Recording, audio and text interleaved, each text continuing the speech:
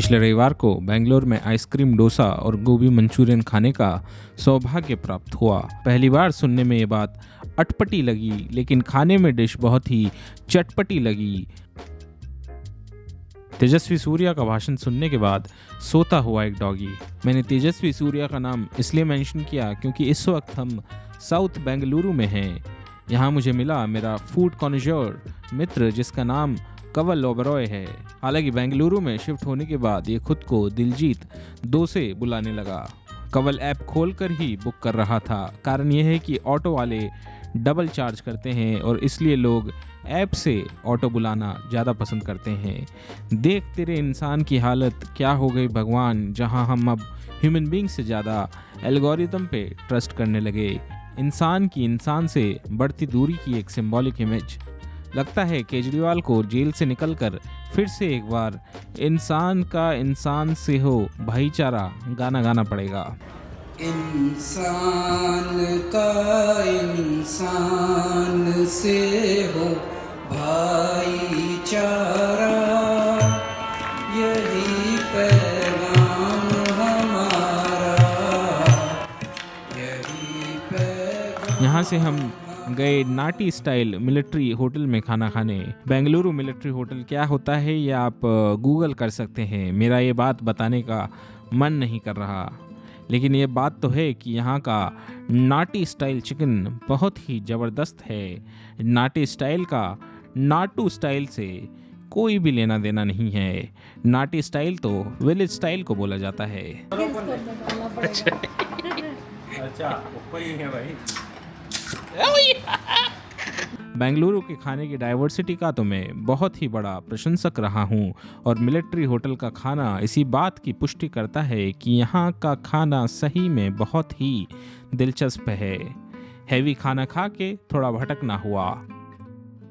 Marathon runners की city है बेंगलोर। दोपहर में एक लड़का भागता हुआ रामेश्वरम कैफे की मीडियोक्रिटी से बहुत दूर एक लोकल दर्शनी में बढ़िया खाना खाया गया। उत्तर भारत के लोगों को लग सकता है कि इस इडली में दही बड़े के साथ मिलने वाली सौंठ की चटनी मिलाई गई है, लेकिन ऐसा बिल्कुल भी नहीं है। इसके ऊपर पोड़ी और उसके ऊपर बहुत सा घी मिलाया गया है। प्योर वेजिटेरियन होने का यही प्रॉब्लम है कि आपको प्रोटीन रिक्वायरमेंट के लिए बहुत सारा घी खाना पड़ता है। साउथ के हमारे सात्विक भाई बहन जहां घी खाते हैं, तो वहीं हरियाणा के हमारे जाट गुज्जर भाई बहन दूध और दही खाकर डेली प्रोटीन का कोटा पूरा करते हैं। यह बेंगलुरु में हर जगह बिकने वाला जैक फ्रूट। कवल को जैक फ्रूट इतना पसंद है कि उसने अपने फ़ोन का वॉलपेपर ही इस स्टॉल का फोटो लगा रखा है। जब ये चीज़ आंटी को उसने दिखाई तो वो ये देखकर बहुत ही खुश हुई। कुछ देर के लिए हम लोग कवल के घर आ गए।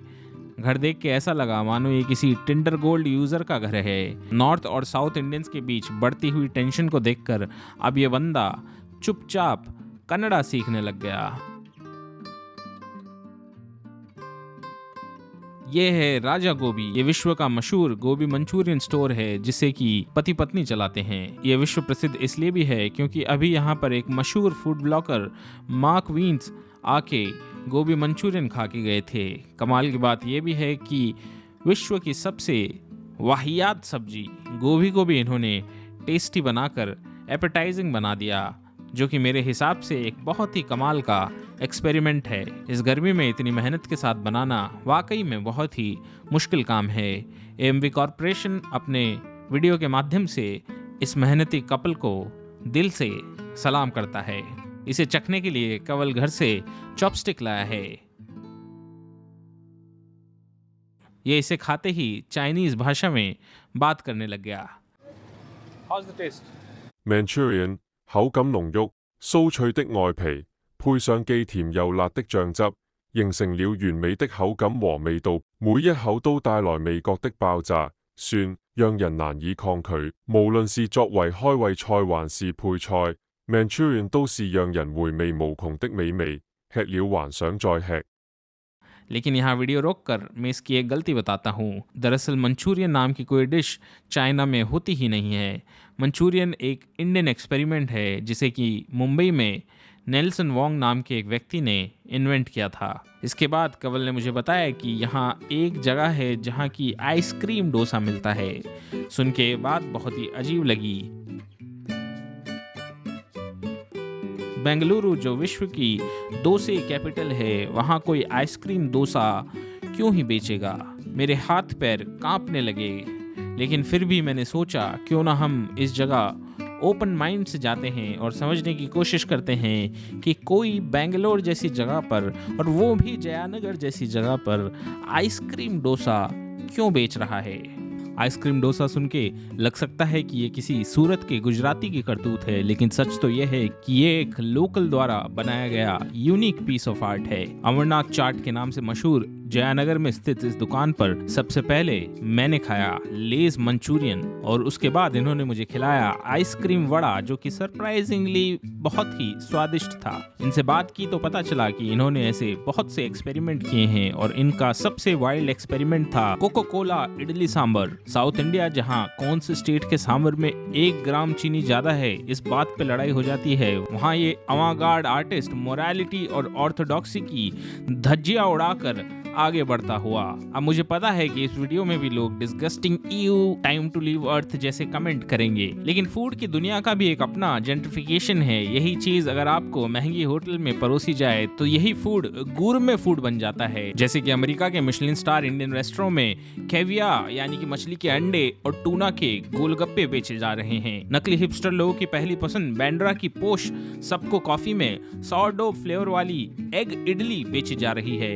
फूड का जन्म भी एक्सपेरिमेंटेशन से ही होता है। पता नहीं किस मल्लू ने टोड़ी पी कर ये सोचा होगा कि क्यों ना मैं आज केले को तेल में फेंक देता हूँ, और उसी से दुनिया का सबसे सर्वश्रेष्ठ चखना बनाना चिप्स का आविष्कार हुआ।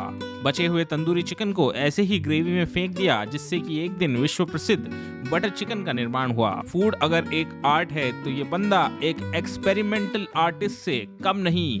ये है फूड की दुनिया का सल्वाडोर डाली, जिसने की मिडिल क्लास मोरालिटी की ऐसी तैसी कर डाली, और अंत में आ गया आइसक्रीम फ्लेवर डोसा, जिसका स्वाद मुझे कुछ कुछ पैनकेक जैसा महसूस हुआ। हालांकि बेंगलोर में ऐसा डोसा खाना थोड़ा अजीब तो लग ही सकता है। शायद ये वैसा ही एक्सपीरियंस है जैसे इटली में जाकर पास्ता के पकोड़े खा रहे हों।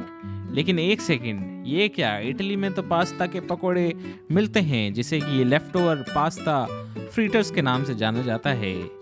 तो मैं अपना स्टेटमेंट चेंज करता हूँ। इसे खाना ऐसा ही हो गया मानो इटली में जाकर आप फ्राइड पिज्ज़ा खा रहे हो।